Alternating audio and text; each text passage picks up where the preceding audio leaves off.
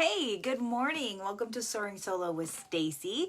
If you are not familiar with Soaring Solo, this is a community of single mothers who are rising above society's expectations and creating a better life for ourselves and our children. So welcome.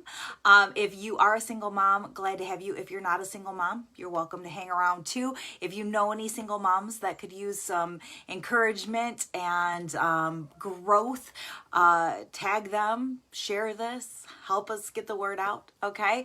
I want to talk to you today about great expectations. One thing that I have noticed, one thing that I really struggled with as a single mom is I've become very cynical. I don't know about you guys. Have you, tell me if this is a issue that's just mine or if this is common, but I've become very cynical.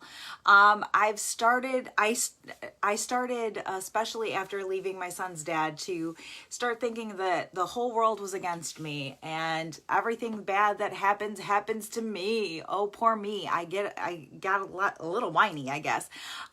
Do you get cynical? Do you get to the point where people are stupid? The whole world is against me, or is that just me? One of the big things that I had to change over the years is my thought process. And I talk about this a lot, think about what you're thinking about, being really careful about your thoughts. And this was part of it. I had to get rid of that cynicism. I had to start expecting things to be good instead of expecting everything to go wrong. And it's a really hard mind shift, but it's super, super important. And here's the bottom line: you get what you expect, right? So if you already have it in your head that this is the way life is going to be, you're probably going to notice life being that way, good or bad. Okay, it's no different with any area of your life. So I want to think about a couple of specific areas because we're single moms and we have certain priorities that tend to come to mind more than others, but you could probably apply this to just any area of your life, okay? But let's think about our children's behavior. What do you expect? Do you expect that they're not going to want to go to bed when you tell them to go to bed at night? They probably won't. Do you expect them to behave when you're in the grocery store with them? Or do you expect them to act like little heathens? You get what you expect. The key too is expressing those expectations. It's been so important to me through these past few years, especially, to let Vance in on what I expect from him. And this is what I mean. Things like, I know you're a good kid. I'll say these things. You are such a kind, you don't have to be best friends with everybody, but you do have to be kind to everybody. That's one of the rules. I don't have a whole lot of rules, but that's one of my big rules. I know you are kind and caring and thoughtful. And I will say it over and over. Those are my expectations. And therefore, and it's not that he doesn't have moments when he's not kind or caring or thoughtful.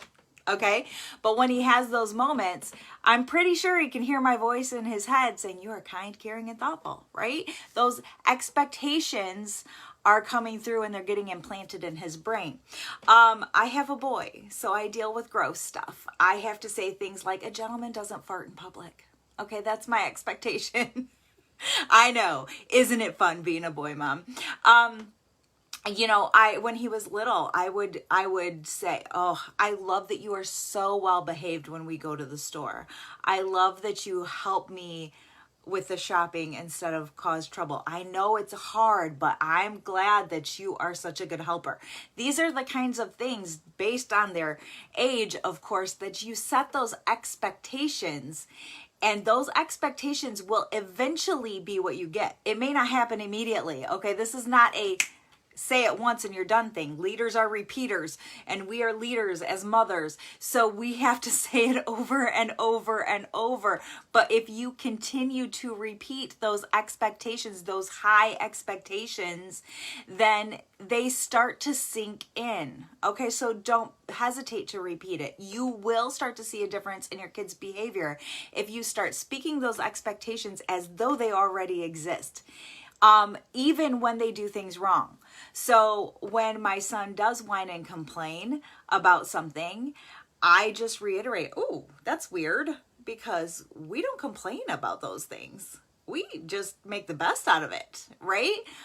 So when you speak to your kids in those ways, and you have those expectations, and you make it odd that they didn't follow them, all of a sudden, after a while, it will start to click. Okay. I also want to talk about your own behavior as an adult. What do you expect for yourself? A lot of times we have to swap out our internal and often our external dialogue to ourselves. All right.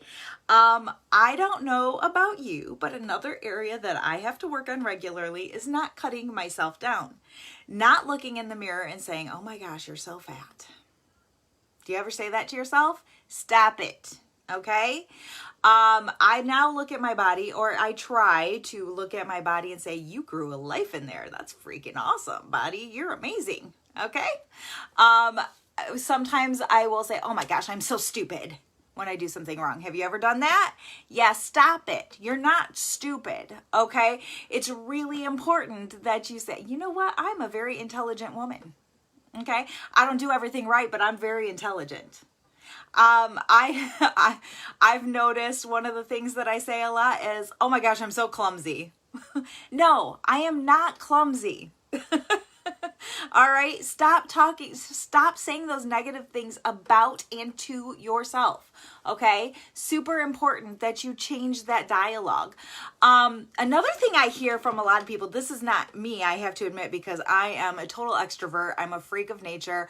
I love people and I love to be around people. Not to say that there aren't people who are annoying sometimes. Okay, let me just clarify. We all run into annoying people, but I hear a lot of people who say, I hate people. I hate people. Stop saying that, because you know what happens? And like I said, I run into annoying people too, but I have to stop saying, oh, people are so annoying. You know what? Because in general, people are not annoying. Okay.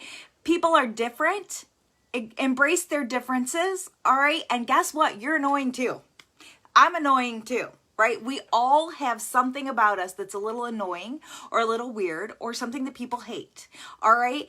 So why are we judging everyone else? Change that mind shift and change your words, because when you start talking about I hate people and people are annoying, and if that's the dialogue that you are letting come out of your mouth and letting go through your brain, you're going to see all the annoying things that they do, to where if you start talking about, start talking about it in a more positive light, there are differences and they're different than me. You're not going to, and start finding the good, because even the annoying people have something good about them. And sometimes it takes a little while to find it, but they do. Okay. And when you start focusing on that, you start seeing more of that, right? So have those expectations, and people are not annoying. They're nice. They're friendly. They want to be kind. All right. When you start thinking that way, you start seeing the good in people. Start looking for the good in people. Single mamas, I just have to throw this out there too. I get so annoyed, and I have done this for years, so I'm a work in progress, okay? When I hear there are no good men out there, we have got to stop saying there are no good men out there. Number one, because it is not true. There are good men out there, okay? You may not have found one yet, but they're out there. Okay. The second thing is what do you think happens when you say there are no good men out there? All the good men are like, well, then I don't want to be around you because you don't appreciate me, right? You're scaring them off, y'all. Stop saying it. Men, I'm going to get on you too, though. Single dads, single men, same thing. I hear the same thing out of you. There are no good women out there. There are good women out there. You're probably not looking in the right places or looking for the right things, just like we're having issue with, but they are out there. We've got to stop saying it. You're going to insult the perfect person for you, because there are no perfect people, but there's probably somebody who's great for you, and you're going to insult them by saying that there's nobody good out there. There are a lot of good people out there. Go look for them. Expect to find a good man, ladies. Expect it. And then when you start dating, expect them to be that good man. And when they're not, go, and you can almost treat them like the kids and say, that's funny, because a gentleman wouldn't do that. A gentleman would open my door. a gentleman would have called.